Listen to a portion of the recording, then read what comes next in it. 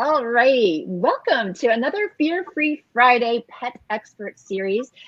We do this every single Friday during the month of June because it is Pet Anxiety Awareness Month. And I just want to give a shout out to our friends at Thundershirt for sponsoring our week this week. So thank you for that. And I wanted to kind of start off by saying that, generally speaking, veterinarians tend to agree that over 50% of our pet dogs and cats suffer from fear, anxiety, or stress on a frequent enough basis and to a degree that it can impact their quality of life. And our guest today is going to help us to understand how we can help our pets overcome or better manage that emotional distress that they experience due to certain triggers. And also, if you're new here, I'm Kristen Levine from Pet Living. I am a pet parenting guide, so to speak, and I help you and your pet live your best lives together. One of my favorite ways to do that is to bring you awesome experts. And today is one of those days where I have a fantastic guest. She is an accomplished veterinarian with a very special interest in animal behavior, which makes her perfect for our talk today. Dr. Tiffany Tupler, welcome. Thank you very much, Christine. Appreciate it. Yeah, I love that you could join us today. You are a veterinarian with Chewy, which we're going to talk about that in a second. You're also CBCC certified. Can you explain what that acronym stands for? Yes, and I think it's important too just to briefly talk about training because just like with any other profession, anyone can say that they're a trainer, right? Like there's no actual law, there's no degrees that you necessarily have to get. So I think it's really important too, as we go through today talking, that you really look into who is training your pet, like what's their education, where did they get their certifications. And so the CPDT, which is the big overfounding organization, it's the Certified Council of Dog Trainers, professional dog trainers. They have multiple different levels and things that you can do. It requires education, a mentorship program. You have to do a certain amount of hours.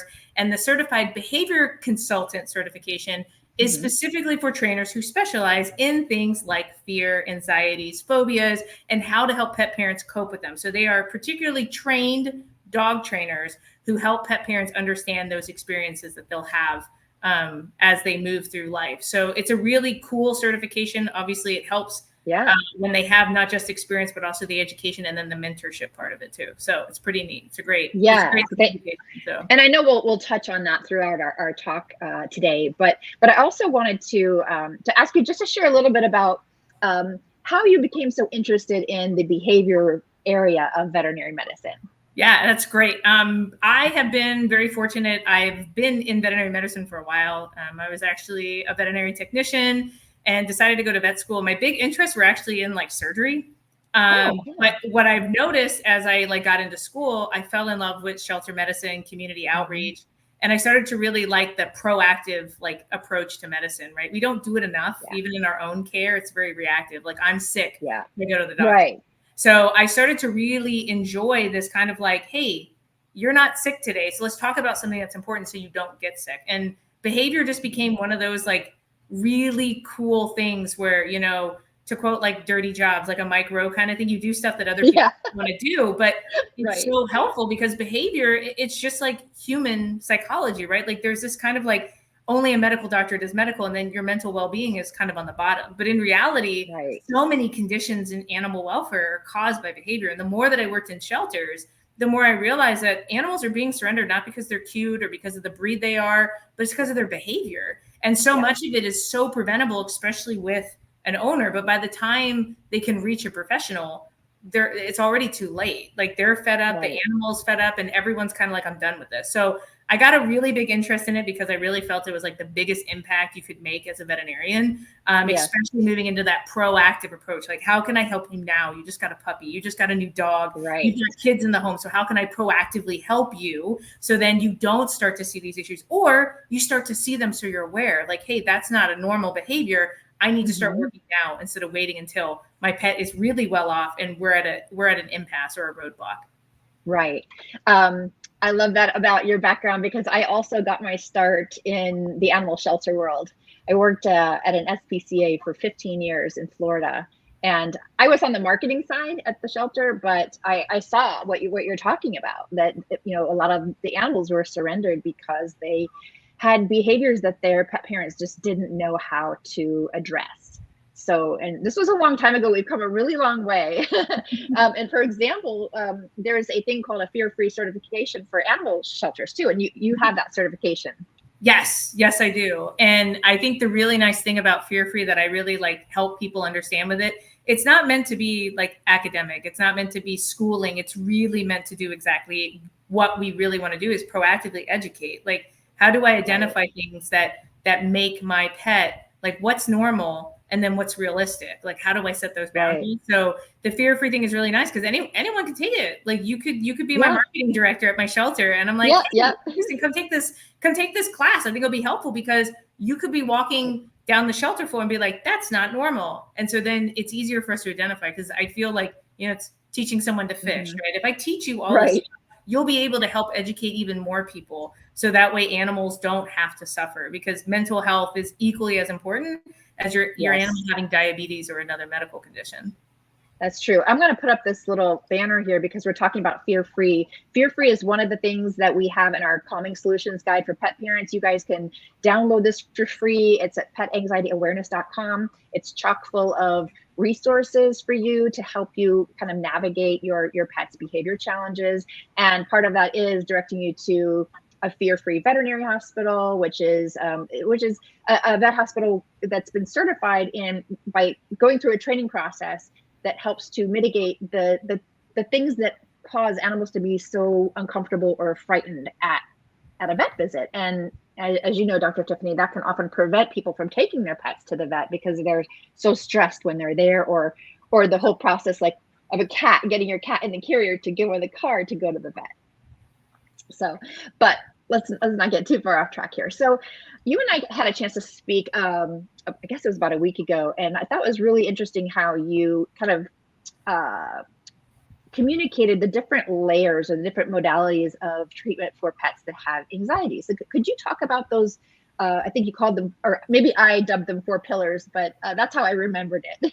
Yeah, no, you're totally right. And I think some things to help people, I think too, like make it more realistic, is like, fear is a normal response. Like, we're all allowed to be fearful. So dogs are allowed to be fearful. We're allowed to be fearful.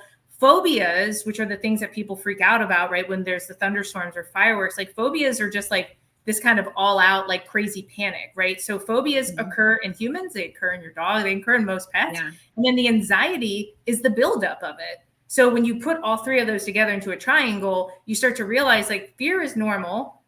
Phobias probably aren't, but we could see where they come from. And then the anxiety is that buildup. And so to your point, these 4 pillars that I like to talk about, it helps make it simpler for pet parents to understand that we have to do multiple things in order for it to work, right? Because we talk about multimodal medicine a lot now, like where you talk about physical therapy and some anti-inflammatories and, working towards different types of things to get to an end goal. Well, the pillars, what they do is they help you understand that you can't just have one approach. You've got to have multiples. And so, like, to your point, there's 4. So like my first and big one that every pet parent has to embrace is behavioral and environmental modification. Like, you are going to have to put some work in. Like, this isn't a magic pill. This isn't a magic solution. I can't hire a trainer. I can't hire someone to do it for me. It's all part of pet ownership. Like, we're a part of the problem, and we're also a part of the solution. So that's my first one that I always talk about. The second one is involving your vet. So having that medicinal, AKA medicine component of it. So making sure, maybe this is pain.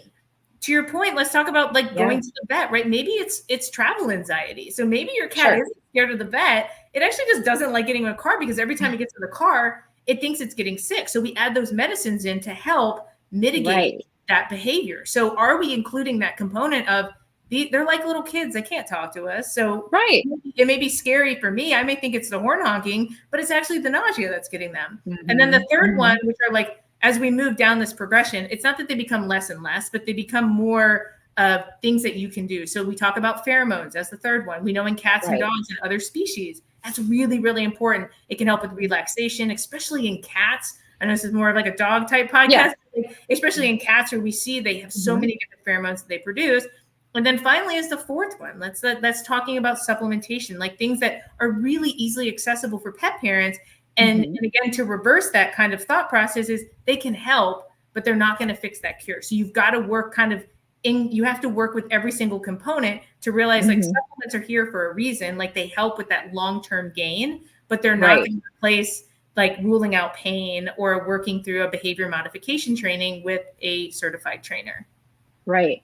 So at what point in your discovery as a pet parent, you recognize that your pet has, fear, stress, or anxiety around a particular trigger, whether it's loud noises, you leaving the house, going to the vet, and there's dozens of others, right? At what point do you talk to your veterinarian? Yeah, that's great. So like I said before, that falls into category 2. So it is, I say this to a lot of my clients, especially when I practice behavior.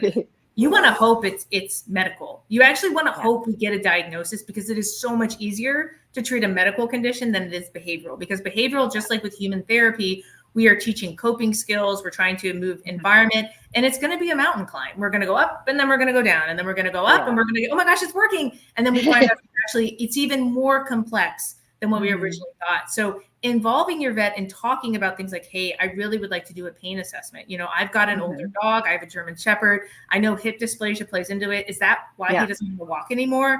Or is it a fearful phobia? And can I start working now on, we can use some fancy behavior terms, right? Like desensitization or counter conditioning, right? Can I start working now so his fears don't become phobias, and those phobias don't become anxiety, right?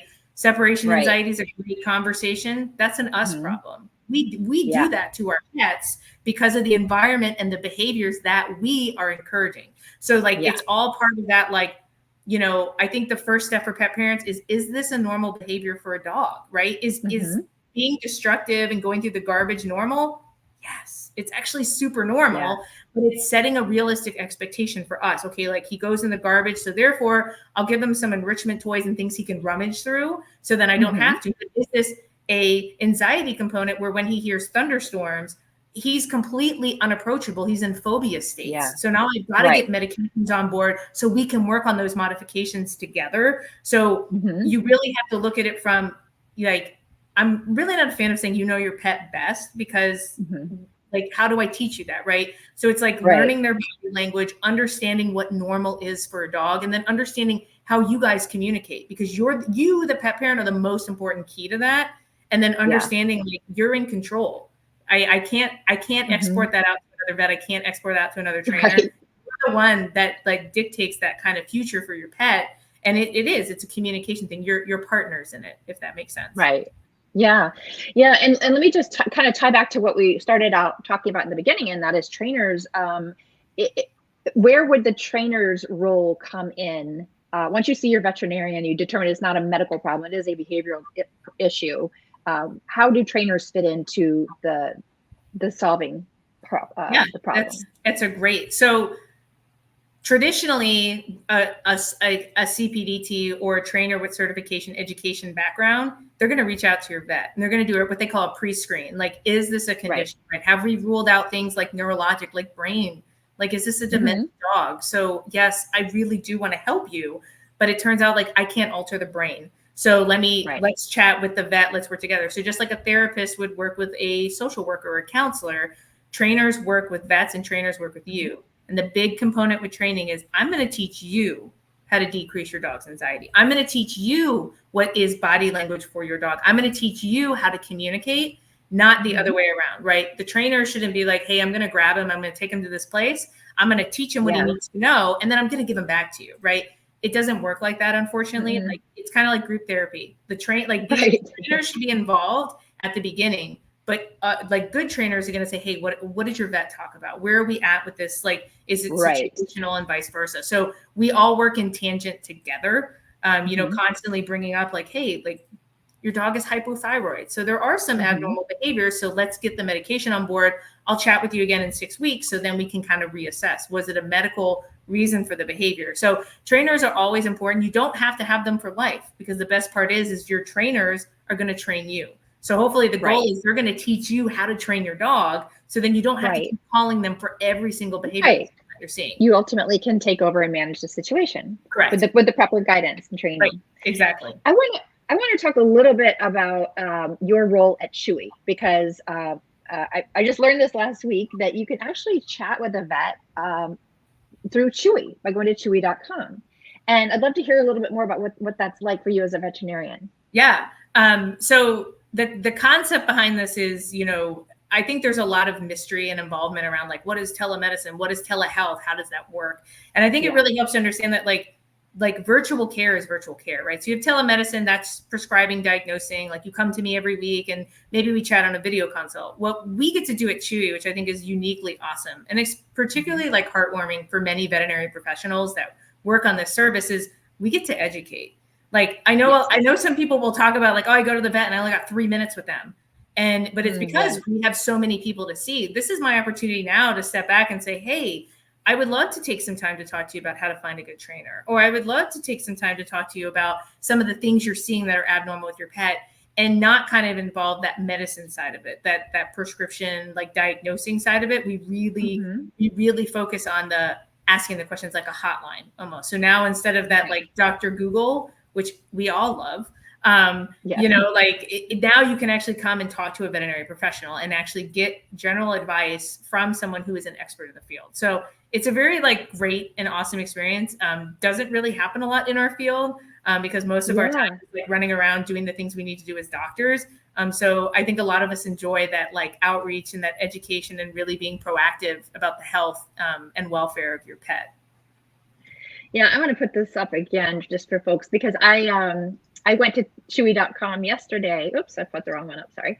There we go. I went to Chewy.com yesterday and I was just kind of playing around with it to understand how it worked. And I set up a little profile for my dog Tulip, and it looks super simple to do. And what is the best use for a pet parent in terms of chatting with a vet on Chewy? Obviously, this is not telemedicine. This is telehealth and education. Right.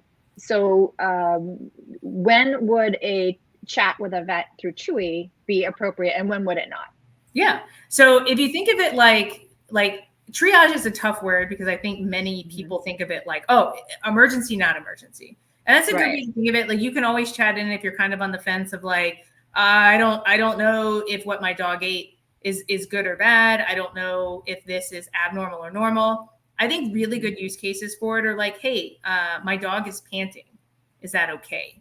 Like, is what he's displaying now a normal sign, or should I be concerned? Or even like simpler things like, oh my gosh, my favorite product is out of stock and my vet isn't open until, 3 days from now, or it may take them a while. Let me chat with them. We're obviously here to help manage kind of that urgent, not urgent, like, yes, a broken toenail may be critical, especially for a pet parent. Like nobody wants to see their pet in pain, but is it an ER visit? Like, do I need to go now? Or is this a conversation of, okay, like what are my boundaries for it? So think of it in like that, you can ask questions in an urgent nature. And many times we will refer and say, please, like, see a vet now. Or we may comment and say, great, like these behaviors can be abnormal. And as long as he's doing X, Y, and Z, continue to monitor and then check in with your vet when they open again. So it's very much like a conversing education. You can come in and ask questions about like, how do I find a good trainer? Or like, what's the best calming product? Like, what do veterinarians recommend? Like, that's kind of like the concept behind it is like, we want you to have an experience where you can actually talk to an expert.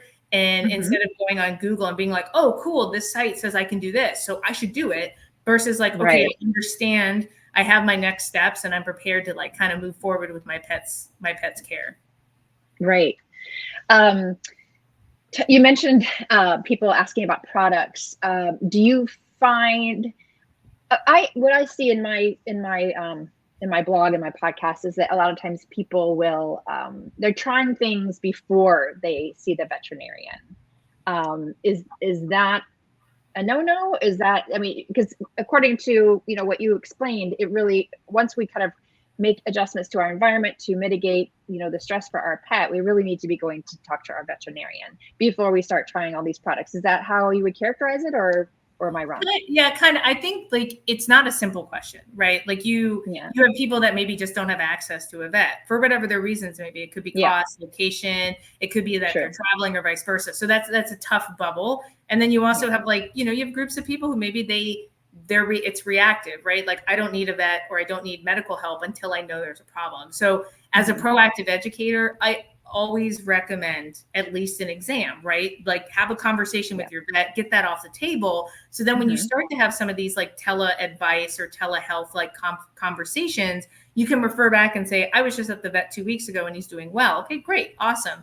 You know, like we know it is so much easier, especially in the age of technology, to jump online and buy something, right? I mean, we do it outside of veterinary medicine, right? It's like, I'm not an electrician, but I saw this YouTube video and I can use this product to change my light switch. In reality, you probably shouldn't, right? So you can relay that to many professions in our industry that, you know, just because you can doesn't mean you should. And that's why I think you always have to have an expert at least have that conversation. So the same thing goes for trainers. Like if a trainer tells you to go to a vet, I probably would go to the vet. I wouldn't say, okay, but I'm going to try this product for calming and then I'll go to the vet. Because here's the thing.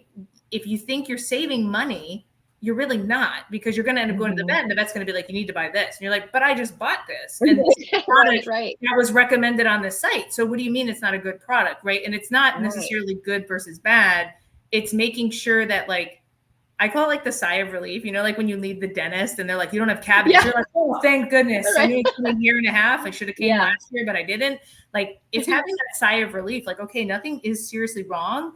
And then I can look at my budget and look at my lifestyle and say, you know what, I can afford a joint supplement, or I can afford a calming supplement this month. So I think it's more or less like to think of it in the context of, like, if you're using it as a tool to save money, it's probably not. But it doesn't mean that those products aren't worth purchasing depending on what the condition may be.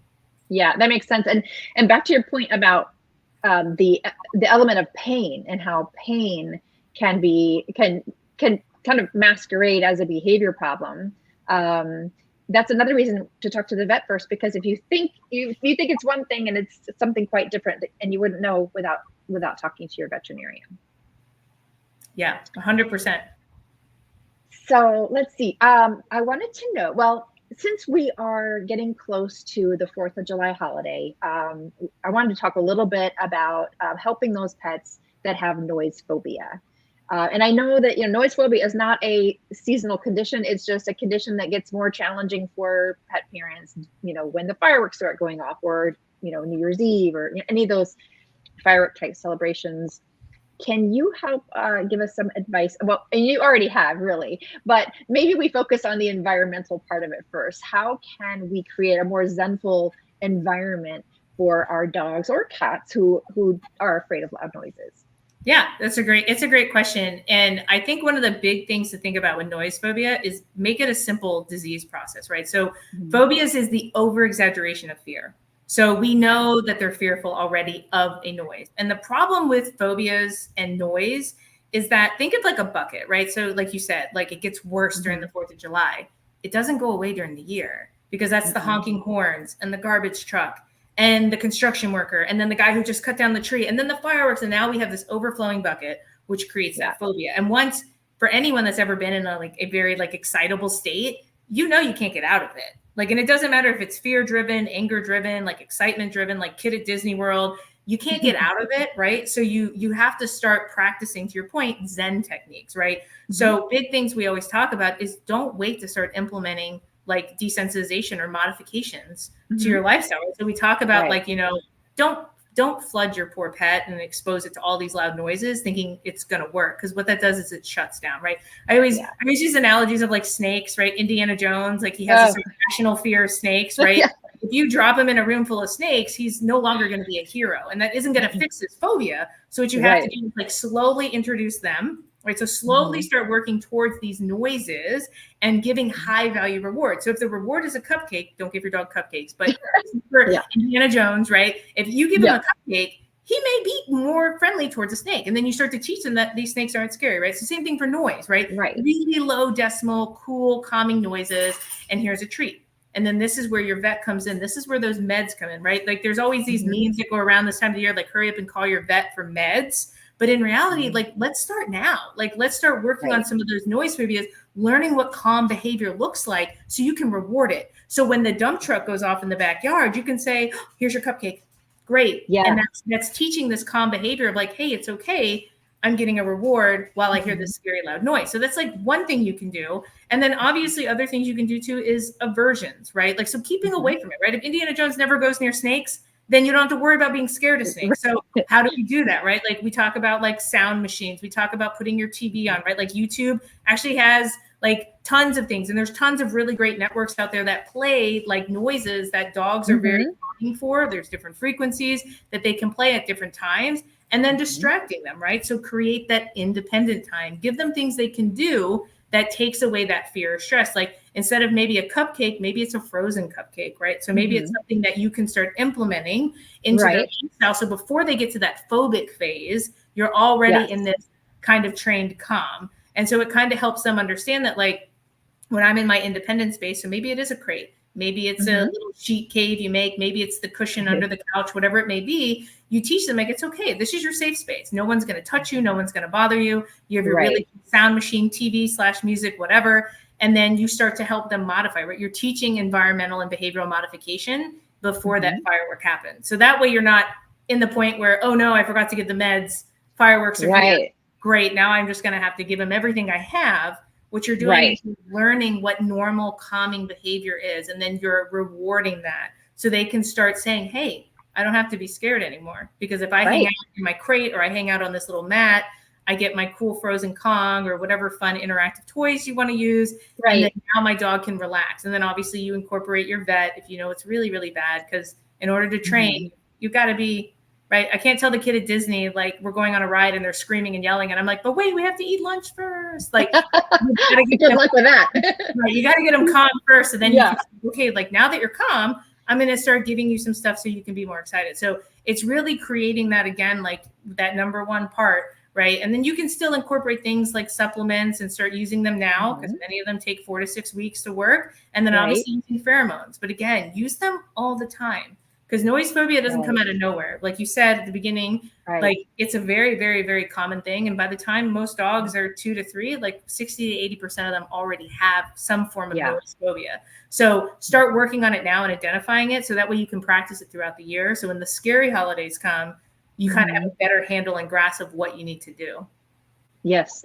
No, that's great advice. And just one thing to right as we kind of wrap things up here, it's my understanding and my personal experience with having dogs with various types of anxieties, that you can't ignore this and hope it's going to go away or just stay the same even, because doesn't it tend to get worse as the pet ages if it goes unaddressed? Yes. And there's a lot of conversation around this too. Like, avoidance is bad, and also punishments, right? And I know, like, you can talk about psychologies and things, but remember, like, punishments may work, right? Because they may get you where you, so again, like yelling at your dog if they're barking, or if they're pacing, telling them to sit down, or using devices like, like things like choker collars and vice versa. What that does is it doesn't replace the behavior. So the number one thing that we do when we talk about behavior modification is we have to replace that behavior. And so to your point, if you avoid it, its whole life, as it starts to, like, as your dog starts to lose its hearing, its vision, like, these behaviors are going to get worse, and you're leaving it up to your pet's devices to decide what is normal, which it may not be socially acceptable for you for their behaviors, right? So that's where people will say, like, oh my gosh, he's been fine for years, but now he's running around in a circle and he's chewing his own tail, and I don't know where it came from. Well, it's from years and years of avoiding, because you're leaving it up to their own devices, right? If I don't help you, if I don't hold your hand and walk you through this, you're now going to be left to your own devices, right? And the same thing happens in people. You can't run away forever. You've got to face it, and face it together as a partnership, not as a, hey, you're annoying me, please sit down, as in, I think you're scared, so what can I start implementing? And what behaviors can I replace? Like, I want you to be calm, so I'll reward calm behavior, instead of like, I can't deal with you, I'll just put you in a crate and I'll come check on you in 2 hours. Like, it has to be more of like working in that interim, because not only can it get worse, but they can replace with new behaviors. So destructive behaviors. Yeah, that's true. That's all true. Different kinds of other things. Yeah, and I brought that up not to be scary or frighten any pet parent out there, but really just to drive home the point of how important it is that when you start seeing those early symptoms, to address it then, because in the beginning it's probably not very annoying, it's manageable. It might even be, you might even think it's cute, but it's not going to stay cute. It's going to get potentially, well, probably worse. So right, exactly. Get on it. Well, Dr. Tiffany, thank you so much for your time today. This has been super helpful, and I'm going to put up the link where you can chat with a vet at Chewy. Just go to chewy.com, and it's pretty easy to navigate. I figured it out, so anybody can figure it out. And I don't suppose we can request you Can we, Dr. Tiffany? No, we don't have personal requests as of yet, but it's fine. You can always reach out with questions that you have. I'm more than happy to help. Awesome. Awesome. Well, thank you again for joining us for Pet Anxiety Awareness Month. We appreciate the work that you do for pets. Thank you so much. Yeah, my pleasure. Thank you. Okay.